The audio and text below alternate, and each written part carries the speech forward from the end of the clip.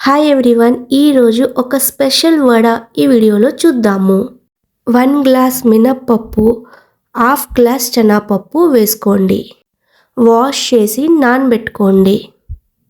మమ్మీకి చాలా మొక్కలు పిచ్చి, చిన్న ప్లేస్ ఉన్నా చాలు చాలా రకాలు పండించిస్తారు.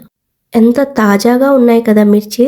నెక్స్ట్ మిక్సీ జార్లోని నానబెట్టిన పప్పుని వేసుకొని మెత్తగా కాకుండా గరుగ్గా రుబ్బుకోండి. శనగపప్పు, మినప్పప్పు మీ చేతికి తగిలినలాగా రుబ్బుకోండి.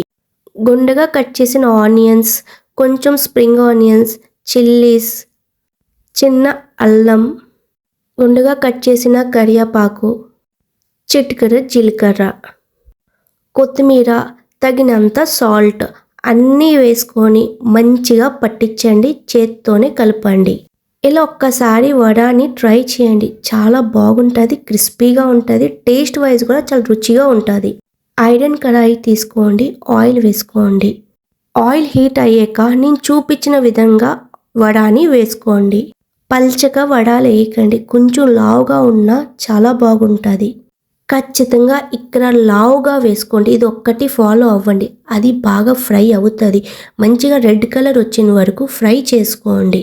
బ్రేక్ఫాస్ట్లో లేదా ఈవినింగ్ స్నాక్స్లో అయినా మంచిగా చేసుకొని తినొచ్చు. మా ఇంట్లో ఈ వడాలు చేస్తే వేడివేడిగా దింపిన ఎన్ని తింటారో తెలియకుండా లెక్క లేకుండా తినిస్తారండి మా ఇంట్లో. ఇది మా మమ్మీ చెప్తున్నారు, అది నేను ఫాలో అయ్యి నేను ఈ రెసిపీ చేస్తున్నాను.